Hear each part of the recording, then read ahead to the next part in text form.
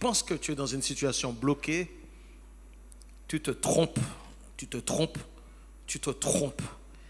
Il n'y a aucune situation bloquée devant Dieu. Et Satan n'a pas le pouvoir de t'arrêter. Tu peux dire ça à ton voisin. Pour moi, Satan n'a pas le pouvoir de t'arrêter. Il n'a aucun pouvoir.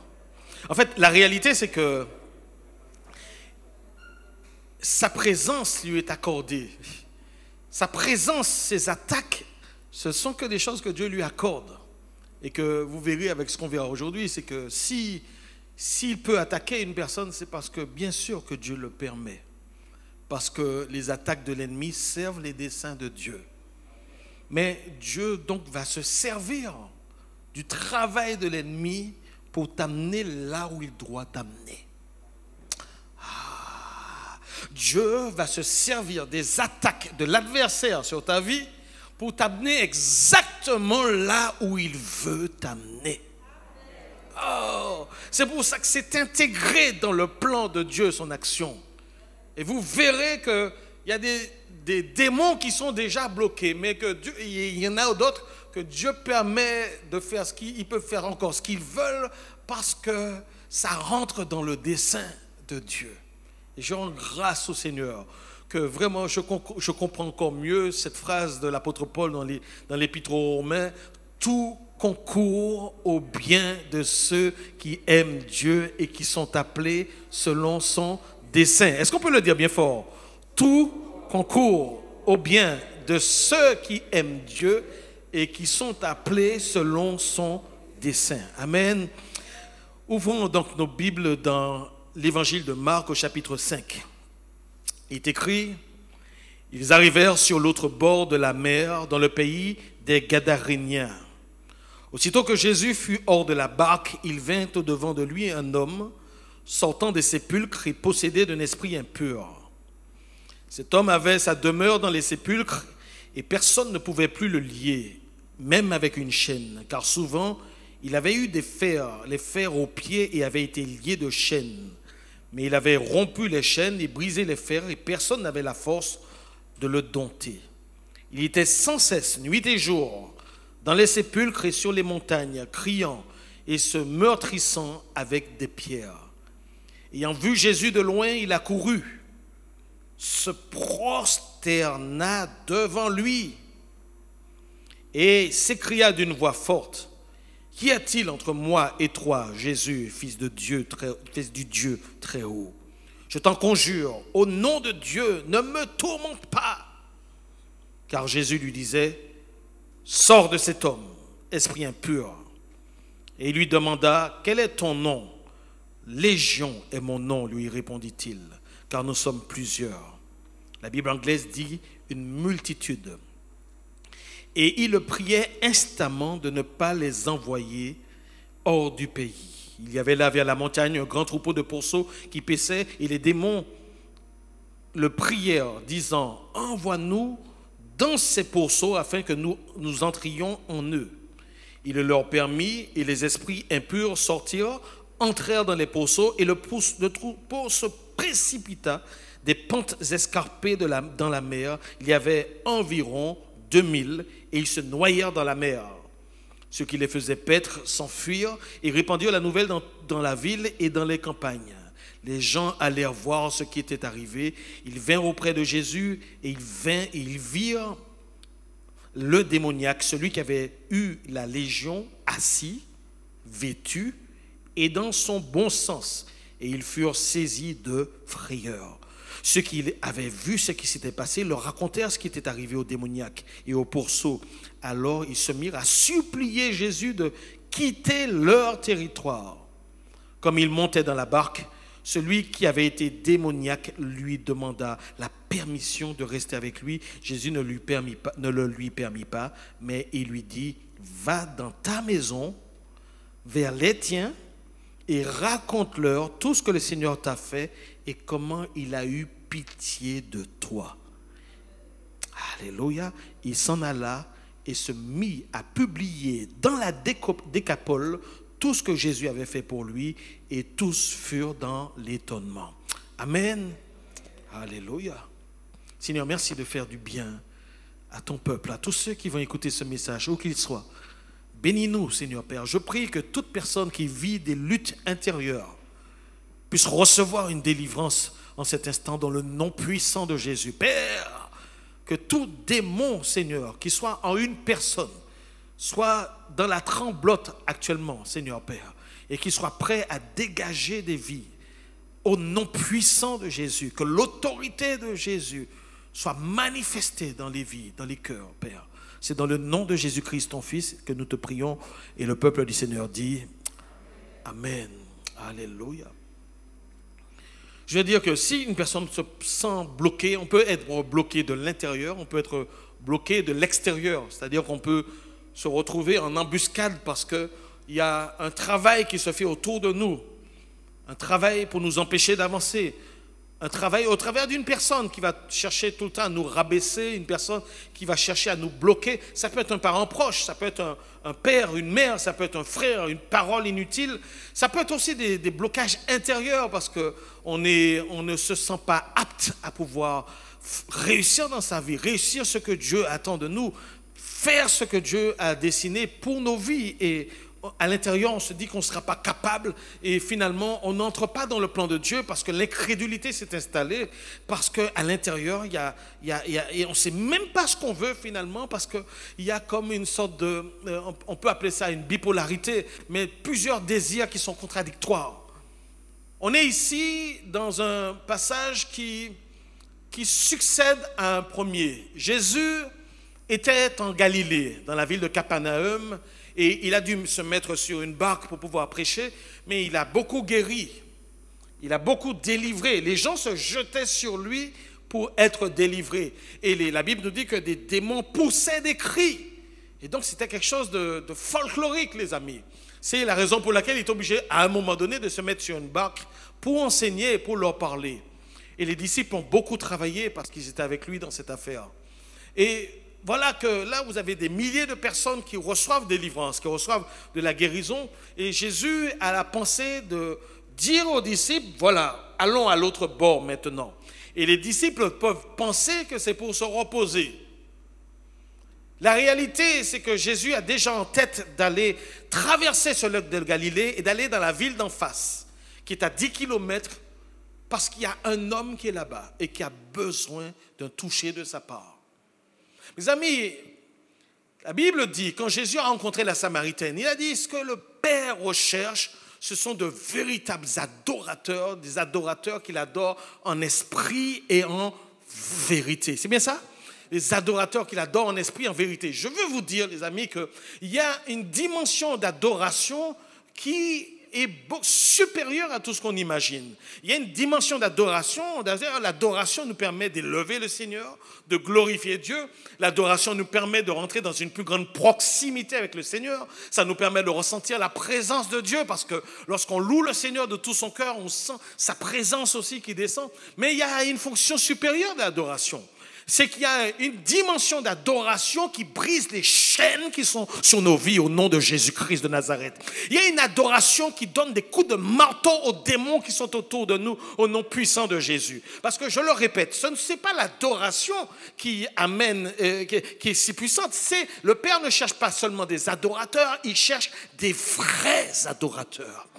Et ça fait toute la différence. Parce qu'une belle adoration, ce n'est pas le fait d'avoir une belle voix et de chanter au micro devant un peuple. Une véritable adoration, c'est une vie qui reflète l'adoration. C'est une vie de sainteté qui honore le Seigneur. Et ça, c'est une vie, ça, c'est l'adoration. Dieu recherche une adoration véritable. Il y a des personnes qui pensent que simplement, c'est à l'église que l'adoration se fait. Non, chaque fois, toute ta vie doit être une adoration.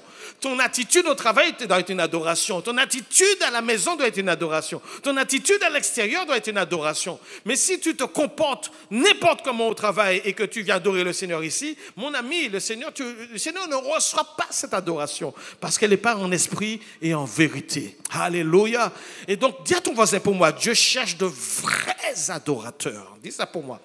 De vrais adorateurs dont la vie est une adoration. Et figurez-vous, et c'est ça qui est intéressant dans ce passage, c'est que Jésus a un adorateur quelque part dans ce pays des Gadaréniens. Et cet adorateur, c'est l'homme le plus fou du coin. Jésus va quitter une foule pour aller rencontrer un homme. Il est le berger qui va quitter l'ensemble des brebis pour aller chercher une brebis égarée. Parce qu'il connaît le cœur de cet homme. Qui est cet homme? L'homme est appelé dans la Bible un possédé. L'expression est un peu exagérée. La traduction est un peu exagérée parce qu'il n'y a pas réellement de possession totale. Personne ne possède qui que ce soit. Tout appartient à Dieu. C'est Dieu qui a créé toute créature. Satan n'a créé personne. Et ce n'est pas parce qu'un démon est dans une personne que la personne est totalement possédée, puisque personne ne peut effacer l'humanité d'une personne en elle. Ça, ce n'est pas possible. Donc, une personne peut tomber en dépravation, mais jamais à 100%. Donc, cet homme, effectivement, il est blindé, il est chargé. On a appris le nombre de démons qui est à l'intérieur de lui. Et il est dans un état vraiment lamentable, calamiteux. On ne sait pas d'où sort, comment ça se fait qu'il se retrouve dans cette position. Mais voici que c'est un homme qui et d'ailleurs, il n'est pas seul. Les trois évangiles synoptiques nous parlent pas Jean, mais Marc, Luc et Matthieu nous parlent de ce récit. Marc et Matthieu va dire qu'il y a deux démoniaques. Et certainement, il y avait sans doute deux. Mais il y en a un qui est en relation réellement, qui est en contact avec Jésus, qui est le porte-parole de l'autre. C'est peut-être la raison pour laquelle Marc va se focaliser sur lui. Mais ils sont en réalité deux. On apprend qu'ils ne vivent pas n'importe où. Ils sont dans les sépulcres, dans les tombeaux, dans les cimetières. C'est compliqué. Déjà, il vit là. Je vais me concentrer sur juste un des démoniaques comme Marc. Il vit là. C'est un fou furieux. Il crie. Il fait peur à tout le monde. C'est un antisocial. Il est psychopathe. Il est hors de contrôle. On a essayé de l'enchaîner. On lui a mis des fers. Et à chaque fois, il les a brisés. C'est-à-dire qu'il est doté d'une force surnaturelle. Vous savez que Satan imite toujours ce que Dieu fait. L'Esprit de Dieu donnait une force surnaturelle à Samson. Satan sait aussi donner une force surnaturelle à un homme. Aller essayer de maîtriser un homme qui est démonisé, ça peut être un peu compliqué. Parce que ce n'est pas la force de l'homme qui va se manifester, c'est la force des démons. Et en fonction du nombre de démons qui est à l'intérieur, ça doit être un peu compliqué. Donc imaginez l'homme en train de briser ses chaînes, briser ses fers. Il n'y avait rien qui pouvait l'arrêter. Personne ne pouvait le combattre. Extrêmement dangereux. Tous les gens qui passaient dans le coin faisaient tout pour l'éviter parce qu'ils pouvaient se jeter sur eux. C'est un psychopathe. C'est un sociopathe. En fait, c'est la race de ces personnes qui aujourd'hui sont des serial killers, des meurtriers de masse. Ce sont ces personnes qui tuent de nombreuses personnes, qui peuvent les découper et manger de leur chair. Ça ne se fait pas de façon naturelle. Il faut vraiment être blindé d'esprit pour faire ce genre de choses. Voilà ce type d'homme qu'on a là. Et il crie, il hurle. Et la Bible nous dit qu'il vit à la fois dans les montagnes, tantôt dans les sépulcres. Et sachez que quand on parle des tombeaux à l'époque, en réalité, il y avait dans de la roche, il y avait des cavernes, et c'est dans des grottes que des gens entreposaient en fait leurs morts. Les morts n'étaient pas enterrés, ils étaient juste là, à l'air libre. Et imaginez s'ils dormaient dans cette cavité-là, dans ces grottes-là, avec l'odeur des morts. Donc vous imaginez leurs morts. Luc donne une précision supplémentaire, il nous dit que l'homme n'était point vêtu, c'est-à-dire qu'il était nu. Alors imaginez que vous arrivez avec votre petite barque, vous arrivez et puis votre comité d'accueil, l'agent de l'office du tourisme, c'est un gars qui débarque, il t'a repéré de loin, il les a repérés de loin, il a vu cette barque arriver, il a dit, il y a d'autres plus fous qui moi, il n'y a pas ça qui moi là. Et il s'est mis à courir vers eux. Parce qu'il veut se saisir d'eux et puis les tailler en 1000 pièces. C'est ça l'idée. L'homme est hors de contrôle. On apprend lorsque Jésus va lui demander son nom. Jésus ne demande pas le nom par hasard, mais il va dire légion. Et on sait que légion, c'est un terme militaire dans la Légion romaine d'ailleurs, et qui signifie un regroupement de 5000 à 6200 soldats. Ça signifie que cet homme avait 5000 à 6200 esprits à l'intérieur de lui. Ça signifie qu'il a près de 6000 personnes qui vivent dans son propre corps avec lui. 6000 volontés à l'intérieur de lui. 6000 émotions diverses à l'intérieur de lui. 6000 désirs différents à l'intérieur de lui. Vous comprenez comment on peut être fou d'avoir envie à la fois d'aller à gauche et en même temps d'aller à droite, d'avoir envie de manger ça et puis en même temps d'avoir pas envie de manger du tout. Mais on est, comme on dit pour certains, bipolaires, mais c'est pas bipolaire, c'est multipolaire. Mais c'est compliqué de vivre avec toute cette personne à l'intérieur de soi. Et chacun veut exister. Et en plus, tu entends leur voix. Qui te dit tourne à droite. Non, tourne à gauche. Et c'est pour ça que souvent, vous voyez des personnes qui sont simplement ralenties. Ils sont ralentis parce qu'à l'intérieur d'eux, ça bouillonne de façon extraordinaire. Et je voulais vous dire que ce n'est pas seulement, on est dans un cas exceptionnel dans la Bible. Hein. Il n'y a aucun homme dans la Bible qui est aussi chargé. Mais les hommes sont chargés. Et même des chrétiens peuvent être chargés. Un chrétien qui s'est repenti de tous ses péchés et qui demande pardon à Dieu lors de sa conversion, normalement, il doit être propre. Mais s'il y a des choses qui sont non confessées, ou bien si après conversion, certains péchés sont commis, des portes sont ouvertes, les esprits entrent. Et ainsi, on se retrouve dans l'église avec des chrétiens qui sont quand même débonisés. Je ne parle pas de possession totale, on ne parle pas de tout ça, mais il y a des êtres qui sont dans les églises et qui sont habités. Il faut dire la vérité. C'est comme à l'extérieur de la société. Et comment ça se passe quand c'est comme ça? C'est la même chose. La Bible nous dit que chaque fois qu'on essaie de l'arrêter et d'enchaîner, il brisait les fers, il brisait les chaînes, et l'esprit le poussait dans les déserts. Une sorte d'esprit d'errance. Vous avez des chrétiens qui ne tiennent pas en place, ou bien des personnes qui ne tiennent pas en place. Ils ne savent pas. Ils ont besoin de bouger tout le temps. Ils ne peuvent pas se stabiliser. Même dans les pensées, ils ne savent pas ce qu'ils veulent, etc. C'est parce qu'il y a un combat intérieur qui est mis en place, parce qu'une porte a été ouverte. Ou bien peut-être que ce n'est pas du fait de cette personne, c'est que la personne est en train de combattre quelque chose qui, je pense, est arrivé à cet homme d'avoir peut-être été vendu à Satan dès sa naissance. Et ça aussi, ça peut être une porte qui a été ouverte avant la naissance, d'être né dans une famille où le père a les mains sales, où la mère a les mains sales, et où on nous a amenés quelque part, etc. Donc c'est possible, je ne suis pas en train de mettre la faute sur qui que ce soit. Voici la situation de cet homme, et voici la situation de nombreuses personnes qui ont des luttes intérieures, des personnes qui ne savent même pas, des fois ils sont bien, ils sont heureux, ils sont bien, et puis des fois tu les vois qui sont... Ils sont tout le temps, ils sont dépressifs, ils ne vont pas bien, ils sont colériques, etc. Des personnes qui, quand ils commencent à s'énerver, ils n'ont pas de limite, ils n'arrivent pas à s'arrêter. Des fois, ce n'est pas de leur faute, c'est parce qu'il y a quelque chose qui les travaille. Et ça existe en milieu chrétien aussi. En milieu chrétien, ça existe que des fois, tu regardes une personne pour la première fois, tu ne la connais pas, tu la regardes pour la première fois et tu la hais déjà. Tu as déjà jugé. Des fois même, c'est le démon qui te transforme la perception de l'autre personne pour que tu ne sois pas en contact avec cette personne. Il y a une personne qui m'avait dit il y a très longtemps, j'aime pas quand Thierry prêche. J'aime pas quand Thierry prêche. Je lui dis, pourquoi? Parce que je veux pas qu'il m'appelle. Parce que et j'ai compris. J'ai compris parce qu'elle a peur de l'Esprit de Dieu qui est dans l'homme de Dieu. Et elle a peur de tomber, elle a peur de vivre une délivrance devant tout le monde. Et c'est pour ça que cette personne se mettait au fond. Et ce n'est pas de sa faute. Elle aime le Seigneur, mais en même temps, il y a quelque chose en elle qui a peur d'être exposée. Et donc ça, c'est des réalités qui sont dans l'Église. Et c'est curieux ici, c'est que cet homme est dans cette affaire où il n'est pas en paix. Il ne dort plus. Les démons font ça. Tu ne dors plus.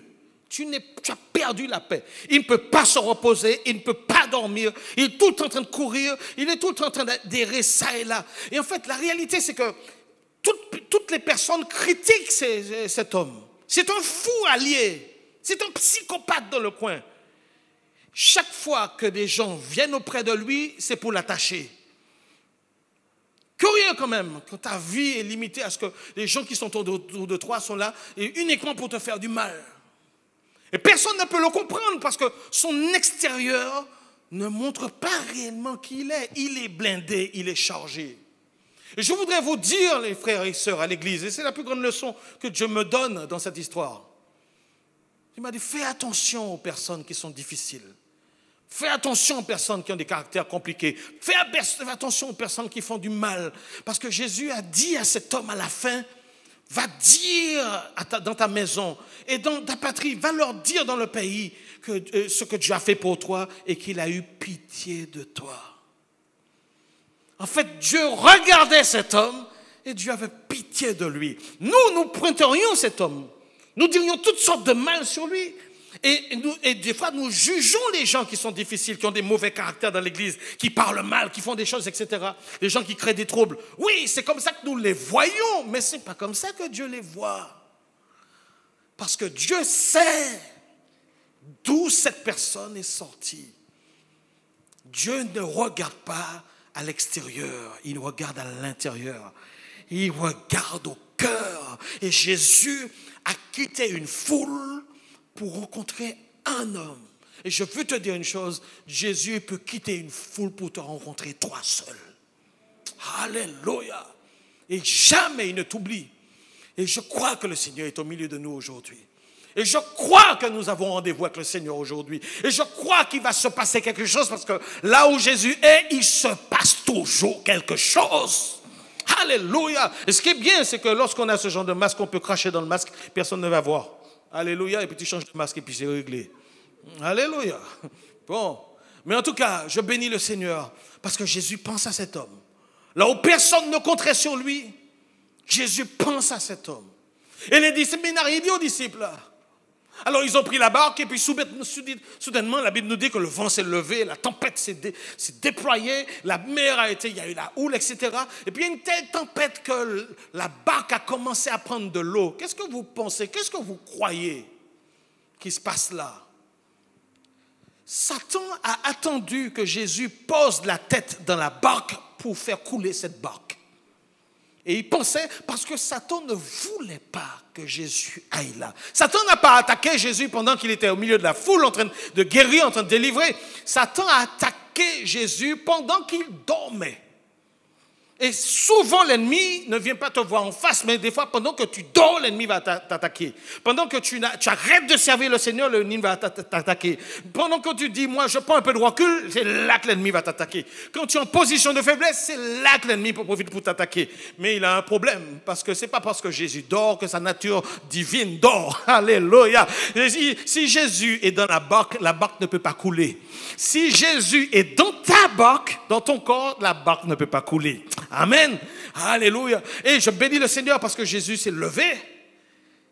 Et quand les disciples ont commencé à paniquer, et Jésus s'est levé, et puis la Bible nous dit qu'il a menacé le vent et la mer. Et il a dit, silence, tais-toi. Et la mer s'est calmée, le vent s'est calmé. Et ce qui est intéressant, c'est que les disciples étaient remplis d'épouvante à ce moment-là. Je vais revenir sur ce point parce qu'il est très important, très intéressant. Et ensuite, les disciples se disaient, enfin, on va pouvoir se reposer. Jésus nous amène dans ce pays-là. Il n'y a pas de juifs là, c'est un pays païen. C'est un pays qui fait partie, c'est une ville qui fait partie de la Pérée, c'est la capitale de la Pérée. C'est une des 10 villes de la Décapole. Ce sont des villes grecques qui fournissent la garnison grecque, etc. Et ce sont des villes qui sont importantes, etc. Et là, ils ont dit, là, il n'y a personne, on sera tranquille, on va enfin pouvoir se reposer. Non. Jésus ne les emmenait pas pour se reposer. Jésus pensait à cet homme. La Bible dit, quand il est sorti de la barque, l'homme qu'il avait repéré était déjà arrivé. Le gars s'est mis à courir et puis il s'est prosterné devant le Seigneur. Prosterné. Et quand on comprend, on réalise que ce n'est pas l'homme qui s'est prosterné, ce sont les démons qui se sont prosternés. Et ce n'est pas la toute première fois. Quand Jésus rentrait dans les synagogues, la Bible dit que ça réagissait et les démons criaient, qu'y a-t-il entre toi et nous, Jésus, fils du Très-Haut? Il réagissait comme ça. L'homme aurait pu fuir. Hein? Là où il était, il aurait pu fuir. Mais les démons viennent se prosterner aux pieds de Jésus. Premièrement, parce qu'ils reconnaissent qui est Jésus. Parce qu'ils savent que c'est leur créateur. Dans l'Épître aux Colossiens, il est dit qu'en lui ont été créées toutes les autorités, toutes les principautés, toutes les trônes, les dominations, etc. Et que tout a été créé par lui et pour lui. Ils connaissent leur créateur. Ça signifie que même s'ils étaient en train de fuir, que Jésus avait posé le pied là, Jésus dit venez ici. Ils sont obligés de venir. Hein? Ils peuvent fuir comme ils veulent. Jésus dit venez ici. Même si c'est à 100 km, ils sont obligés de venir. Et ils savent que c'est pour eux que Jésus vient. Donc autant venir. Et ils sont venus faire un coup d'hypocrisie. Ils viennent, ils courent, et puis ils se prosternent. Le mot qui est ici en grec, c'est proskynéo. Le mot signifie en réalité adorer. Il signifie se soumettre à une personne, reconnaître la supériorité de quelqu'un. Et donc, ils viennent et puis s'aplanissent devant Jésus et lui disent, qu'y a-t-il entre toi et nous, et entre toi et moi, Jésus, fils du Dieu très haut? Je précise que l'expression du Dieu très haut, c'est une expression qui est très importante. C'est une expression qui élève Dieu. C'est l'expression en grec El Elyon, qui signifie que Dieu souverain. Souvent dans l'Ancien Testament, c'est accompagné de maître de la terre et du ciel. Et l'idée derrière, c'est de dire, qu'y a-t-il entre nous? Et puis il leur dit, mais es-tu venu nous tourmenter avant l'heure? C'est-à-dire, voilà, ils sont déjà en train de négocier parce qu'ils savent que si Jésus est venu, c'est pour qu'ils sortent de cet homme. Donc ils savent que leur cas est déjà scellé, ils sont en train de gérer leur sortie. C'est pour ça qu'ils s'aplanissent déjà. Mais de toute façon, je vous dis une chose, ils sont obligés de s'aplanir. Ils sont obligés, et toute personne sera obligée de fléchir les genoux, que ce soit aujourd'hui ou demain, mais toute personne dans l'univers sera obligée de fléchir les genoux devant le nom de Jésus, Christ de Nazareth, de gré ou de force. Ça va se faire. Mais ces hommes, et ce démon pour l'instant, hein, je reste juste avant la révélation de Légion, il dit, et puis il vient parce qu'il veut négocier. Est-ce que tu es venu nous tourmenter avant l'heure? Le démon sait que Jésus a le pouvoir sur lui. Il sait que Jésus a le contrôle sur lui. Il sait que Jésus a le pouvoir de l'incarcérer dès maintenant. Il sait que Jésus aussi a le pouvoir de l'envoyer en enfer dès maintenant. Mais il connaît l'eschatologie, la doctrine de l'eschatologie. Ils savent comment ça doit se passer à la fin des temps. Et ils savent que le temps n'est pas venu pour l'enfer. La Bible nous dit que Jésus est venu pour détruire les œuvres du diable. Amen. La Bible nous dit que à la fin, Jésus dira, allez dans ce lac de feu qui a été préparé pour Satan et ses démons. Ils savent que c'est Jésus qui va les juger au dernier temps. Et ils savent que ce n'est pas encore le moment. Donc ils ont peur de croire lorsqu'ils disent, pourquoi es-tu venu nous tourmenter? C'est parce qu'il y a un événement qui s'est passé dans la Genèse au chapitre 6. La Bible nous dit que les fils de Dieu, en parlant des anges déchus, sont allés vers les filles des hommes, vers les femmes. Et ils ont eu des relations contre nature. Vous avez ça dans 2 Pierre chapitre 2, si je ne me trompe pas, et en tout cas dans Jude, verset 6 et verset 7. Ils ont eu des relations contre nature avec les femmes, des anges. De la même façon qu'au temps de Lot à Sodome et Gomorrhe, des hommes ont voulu avoir des relations contre nature avec des anges. Les 2 anges que Dieu avait dépêchés, qui avaient quitté Abraham, 2 des 3 anges, si vous voulez, puisque c'est Jésus qui était le 3e, 2 des anges qui sont arrivés à Sodome et Gomorrhe ont été protégés par Lot dans la maison, mais les hommes, l'attroupement d'hommes, de petits jusqu'à des vieillards qui étaient là, voulaient quelque part les violer, voulaient avoir des relations contre nature. Et on sait aussi que, donc je reviens sur Genèse 6, les anges qui ont eu des relations avec des femmes ont donné naissance à des êtres hybrides, qu'on a appelés des géants, qui sont connus dans l'Antiquité. Toutes les histoires d'Homère avec Ulysse et compagnie, toutes ces histoires qui parlent de géants, de cyclopes, etc., ne sont pas totalement imaginées. Il y a une part de vérité, ils ont vraiment existé. Et Dieu n'a pas permis que ces choses continuent, c'est pour ça que Dieu a envoyé le déluge. Parce que de tels êtres auraient pu détruire l'humanité, de par leur puissance. Et donc, non seulement Dieu a envoyé le déluge, mais Dieu a jugé, le Seigneur a jugé ces anges, Jude nous en parle bien, 2 Pierre aussi, et il les a enfermés dans l'abîme, et ils ont été enchaînés éternellement. Donc, il y a des anges qui ont quitté leur dignité et qui ont voulu avoir des relations contre nature, qui ont eu des relations contre nature, ont été jetés dans l'abîme. Ils sont déjà incarcérés dans une forme de prison. Et là, ils ne seront relâchés qu'au temps de la grande tribulation. D'après l'Apocalypse, il y a des anges vont sortir de l'abîme et vont remonter pour séduire les hommes et persécuter les hommes. Donc ça va se passer lors de la grande tribulation. Mais vous voyez que ces légions ne veulent pas aller dans l'abîme. Ils ont besoin de pouvoir continuer à exister quelque part. Et c'est de ça qu'il parle, parce que c'est un lieu de tourment, ce lieu-là. C'est un lieu de souffrance.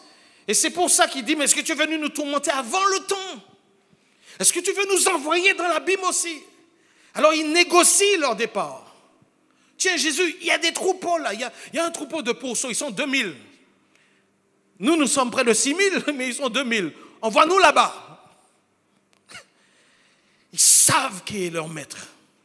Certains ont pu dire, mais Jésus aurait pu les envoyer dans l'abîme. Ça ferait bien 6000 démons en moins sur la terre. Mais vous croyez pas que si Dieu voulait, en un claquement de doigts, il pourrait envoyer tous les démons qui sont dans l'univers dans l'abîme? Dieu fait comme il veut. Si les démons agissent encore aujourd'hui, c'est parce que c'est dans le plan de Dieu. Aïe, aïe, aïe. C'est parce que Dieu le leur permet. Parce que leur action est intégrée dans le plan de Dieu. Extraordinaire, regardez bien. Cet homme-là qui a un cœur que Jésus perçoit, que Jésus connaît, au-delà de sa possession ou sa démonisation, Jésus connaît le cœur de cet homme. Lorsqu'il va recevoir sa délivrance, il voudra suivre Jésus. Alors que des hommes, lépreux qui ont été guéris, 9 hommes sont partis sans tenir compte de Jésus. Parce qu'il sait des gens qui vont prendre leur délivrance, leur guérison et qui ne veulent pas de lui. Jésus connaît, Jésus sait qu'il a un adorateur. Il connaît le cœur de cet homme. Et là où il y a un véritable adorateur, Jésus ne va jamais le laisser seul. Jamais le laisser au fond d'un trou. Le Seigneur va se débrouiller pour te délivrer au nom de Jésus. Amen. Et donc, ce qui est bien, c'est que c'est les démons qui ont prosterné le corps. Mais en mettant l'homme dans cette position, ils ont mis l'homme en position d'adoration. Et ce qui est extraordinaire, c'est que quand ils ont dit, qu'y a-t-il entre toi et moi? Jésus, fils du Dieu très haut, ils viennent de révéler que c'est le Fils de Dieu qui est devant. L'homme apprend de la bouche de démons que c'est le Fils du Dieu très haut, du Maître du ciel et de la terre qui est en face de lui. L'homme a peut-être entendu parler de Jésus parce que depuis 2 ans, mes amis, Jésus est en train de balader les démons à droite, à gauche, il les chasse, il fait des choses dans le monde satanique. Ils n'ont jamais pris du fer comme ça, vous m'excusez de l'expression. Ça n'a jamais été aussi dur pour eux parce que pendant tout l'Ancien Testament, pas un homme, pas un prophète ne les a attaqués. Et là, voilà que pendant le Nouveau Testament, on voit qu'il y a un homme qui est arrivé et il commence à chasser des démons. Ils ne connaissent pas ça et ils sont en train de trembler. Et le réseau de renseignement interne suit Jésus de très près. Où est-ce qu'il est? Il est à Capernaum, oui. Là, il est dans la mer, oui, attaquons-le. Ils savent partout, ils le suivent de près. Ces démons savent qui est Jésus et c'est pour ça qu'ils peuvent. Et puis d'ailleurs, ils le voient de façon spirituelle. Et donc, mais quand l'homme entend dans la bouche du démon que c'est le Fils du Dieu très haut, mes amis, il y a quelque chose qui se passe à l'intérieur de lui. Sa solution est là.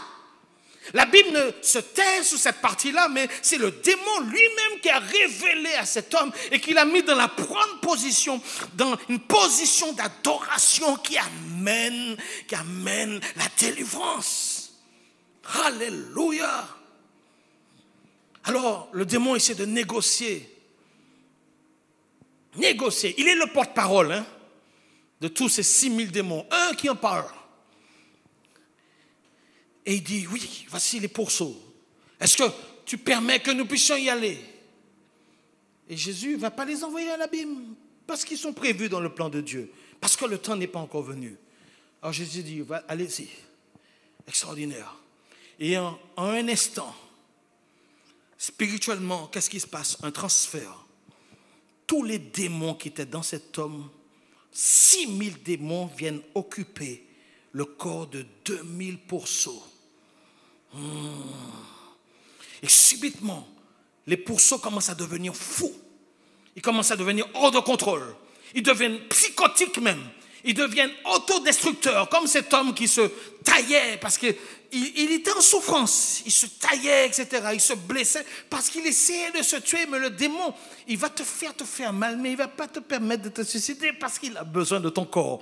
Et pareil, ces pourceaux vont devenir autodestructeurs et ils vont se jeter. Certains pensent peut-être, et moi je ne sais pas la question, est-ce qu'ils ont mesuré qu'une fois que tu es dans qu'ils étaient dans le pourceau, que les pourceaux ont perdu le contrôle, qu'ils n'avaient pas pouvoir contrôler les pourceaux? Est-ce que ce sont les pourceaux qui sont allés ou bien est-ce que c'est eux qui ont poussé les pourceaux au suicide parce qu'ils voulaient rejoindre la mer, parce qu'on parle d'esprit des eaux? Bon, peu importe l'explication, je ne la connais pas la vraie.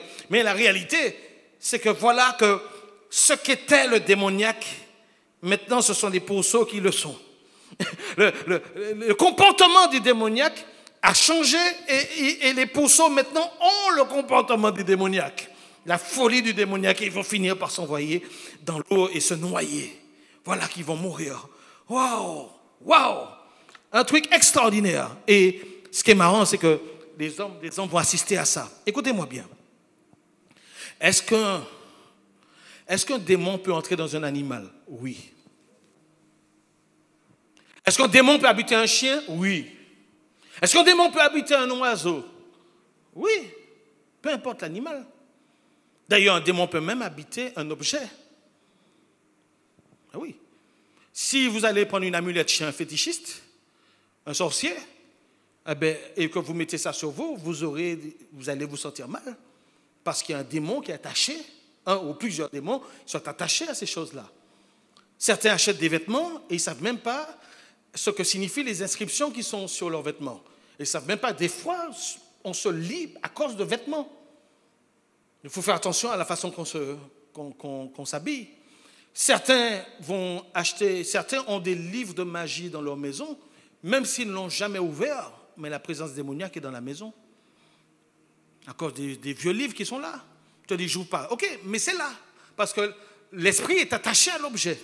Il faut que nous soyons clairs sur ces choses-là. De la même façon que l'onction peut s'attacher à des vêtements ou à des mouchoirs, dans le cas du Nouveau Testament. Et donc, voici l'idée. Voilà que le transfert a été fait et que les démons sont devenus fous. Les hommes n'ont pas compris ce qui s'est passé. Et c'est là que ça a été intéressant. Ils ont été effrayés. Ils n'ont pas crié, mais pourquoi tu as brisé notre économie, l'économie du village? Parce que c'est quand même conséquent, hein, 2000 pourceaux. Non.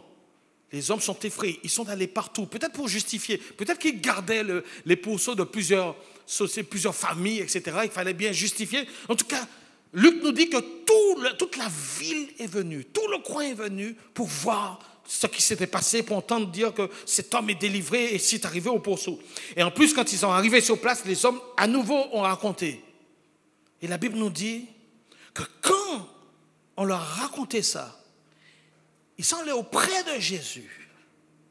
Alors que l'homme qui était fou est maintenant rempli de sens. Alors que cet homme qui n'arrivait pas à dormir, à se reposer, est maintenant assis. Alors que cet homme qui était nu est maintenant vêtu. Alors que cet homme qui était un danger public est maintenant tout inoffensif, vulnérable. Alors qu'ils voient l'état de l'homme, ils disent à Jésus, sors de chez nous, va-t'en, va loin de nous. Et la Bible dit qu'ils sont effrayés. Ils étaient effrayés par cet homme qui était rempli de démons. Et maintenant que cet homme est délivré, ils sont effrayés par ce que Jésus a fait. Ils sont effrayés par Jésus lui-même. Moi, c'est une grande question, ça. Comment ça se fait qu'ils ont vu que maintenant ils sont délivrés d'une vraie tornade humaine qui était dans leur territoire, qui les empêchait de vivre, et qui ne veulent pas de Jésus? Est-ce que vous avez réfléchi à ça? Et Dieu m'a montré quelque chose. La Bible nous dit que le fils Il est venu chez les siens. La lumière est venue chez les siens et les siens ne l'ont point reçu. La Bible nous dit aussi que quand Ézéchiel a eu une vision de Dieu, il est tombé dans le coma. Il a eu peur et il est tombé dans le coma. Quand Ésaïe, le prophète Ésaïe, a vu le Seigneur, il a dit, oh Dieu, et il a dit que je suis un homme perdu et je suis un homme dont les lèvres sont impures. Quand l'apôtre Jean plutôt, dans l'Apocalypse, a vu Jésus glorifié dans l'Apocalypse chapitre 1er, il est tombé par terre. Je crois que plus on s'approche du Seigneur et plus on s'approche de sa sainteté, de sa pureté et de sa majesté. Et je crois que plus on est touché par le Seigneur et plus en fait il y a une sorte de crainte de Dieu qui se met en place dans nos vies. Ah, je ne sais pas si vous comprenez. C'est-à-dire que tu entends, moi je me rappelle que quand j'étais jeune, j'avais entendu dire, je crois que j'étais au lycée, j'avais entendu dire qu'il y avait un pasteur qui était dans le coin et qui priait, mais je n'étais pas chrétien. J'étais dans la religion. Et j'avais entendu dire qu'un pasteur était dans le coin et qui faisait des miracles et qui chassait des démons. Et quand j'avais entendu cette phrase-là, je vous avoue qu'à l'intérieur de moi, il y a quelque chose. J'avais pas envie d'être en contact avec ce genre de réalité. Vraiment, vraiment pas. À l'époque là, c'était même pas la peine d'essayer de m'inviter. Ça ne marcherait pas. Hein? Et parce que c'est une réalité spirituelle. C'est une réalité spirituelle. Et c'est quelque chose qu'on ne comprend pas. Les disciples ont vu Jésus dire à la mer, silence, tais-toi. Et quand la mer s'est calmée, la Bible dit qu'ils furent effrayés. Premièrement, ils étaient effrayés parce qu'ils pensaient mourir, parce que l'eau remplissait la barque, à cause de la tempête, à cause du climat. Et puis maintenant, quand Jésus dit stop, ils ont été effrayés. Parce qu'ils ont réalisé, comme ces Gadaréniens, qu'ils étaient en face d'un pouvoir et d'une puissance qui les dépassait. Quelque chose de bien au-dessus de tout, qui était concentré dans un être. La Bible dit, en lui habitait corporellement toute la plénitude de la divinité. Les disciples ont eu peur de lui. Et les Gadaréniens ont eu peur. Alléluia. Et je soupçonne une chose aussi. C'est que comme on est en territoire païen, avec des temples d'idoles, avec toutes sortes de fausses religions, avec toutes sortes de sorcelleries, là où les démons étaient bien, ils ont dit, ne nous chasse pas hors de ce pays. Ils sont bien dans ce pays-là. Il n'y a aucun souci pour eux. Ils n'étaient pas inquiétés. Et ces hommes-là, peut-être aussi qu'à l'intérieur d'eux, pas autant que le démoniaque, mais peut-être qu'à l'intérieur d'eux aussi, il y avait des choses qui avaient peur de celui qui était là. Alléluia. Et ça fait que, voilà, pourquoi j'en parle et pourquoi je trouve ça important? Parce que la réalité, c'est que ça ne suffit pas d'être rempli du Saint-Esprit et de faire des miracles pour qu'il y ait un réveil. Même des personnes vont voir des résurrections devant eux et vont refuser. Même des gens vont voir des guérisons devant eux et vont refuser d'aller au Seigneur. Même si tu peux déployer, je ne dis pas que tous, et je ne suis pas en train de dire qu'il ne faut pas rentrer dans le domaine des miracles et des guérisons. Ce n'est pas ce dont je dis. Je dis simplement que ce n'est pas parce qu'on a un don miraculeux ou qu'il y a une grâce de Dieu pour le domaine des miracles que tout le monde va se donner subitement au Seigneur. Non. Jésus lui-même a été refusé parce que des fois le cœur, la Bible dit que l'homme a préféré les ténèbres qu'aller vers la lumière. Les gens préfèrent les ténèbres parce qu'aller vers Jésus, c'est remettre en question tout un fonctionnement et pouvoir délaisser certaines choses pour entrer dans la sainteté. Et ça, c'est pas tout le monde qui veut. Les gens veulent être bien guéris, ils veulent être bien délivrés, mais les gens ne veulent pas changer de vie. Alléluia, mais gloire soit rendue à Dieu, que tous les élus vont quand même prendre le message et que ceux qui doivent être sauvés vont être sauvés au nom de Jésus-Christ de Nazareth. Miracle ou pas miracle, Jésus a dit, heureux ceux qui croient sans avoir vu. Et je veux te dire que si tu es au Seigneur, c'est vraiment une grâce de Dieu. C'est parce que tu as été choisi, mon ami. Alléluia. Et je rends grâce à Dieu. Parce que, regardez bien, cet homme, et donc ces hommes ne veulent pas de Jésus. Aucun Gadarénien ne veut de Jésus sauf un. Celui qui vient d'être délivré. Lui dit, Maître, permets-moi, Jésus monte dans la barque, Maître, permets-moi d'aller avec toi. Et ça, c'est bien parce qu'il veut suivre Jésus. C'est le seul qui veut suivre Jésus. Et la Bible dit que Jésus ne le lui permit pas. Il ne le lui permit pas. Il lui dit, va vers ta maison. Va vers ton pays. Dis ce que le Seigneur a fait pour toi. Alléluia. Dis ce que j'ai fait pour toi et comment le Seigneur a eu pitié de toi. Et ça, c'est extraordinaire parce que des fois, on croit qu'il faut un diplôme de théologie pour prêcher l'évangile dans la rue.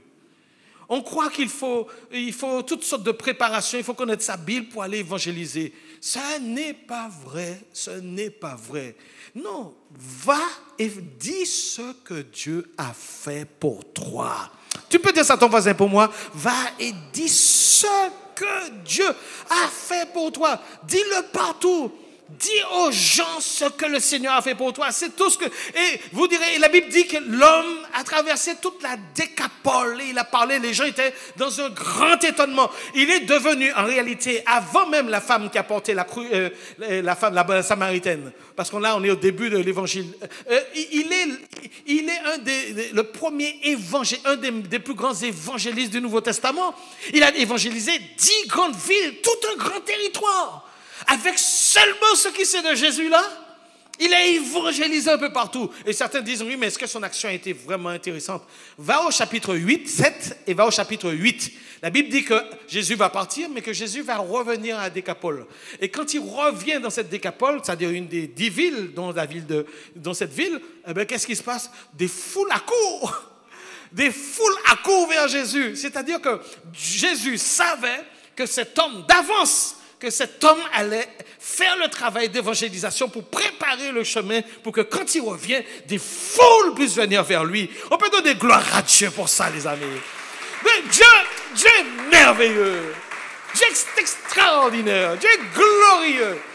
Il n'y a rien qui ne se fait au hasard. Le Saint-Esprit est quelqu'un qui guide Jésus et qui dit tape là parce qu'il connaît déjà d'avance. Des fois, il n'y a pas besoin que toute cette foule se donne au Seigneur, mais peut-être que plusieurs d'entre eux se sont donnés après. Ce n'est pas parce que quelqu'un dit non maintenant que c'est un non définitif.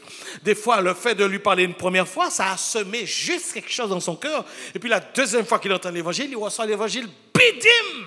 Alléluia! Et ce que je trouve extraordinaire, c'est que c'est la personne sur laquelle personne ne pouvait compter.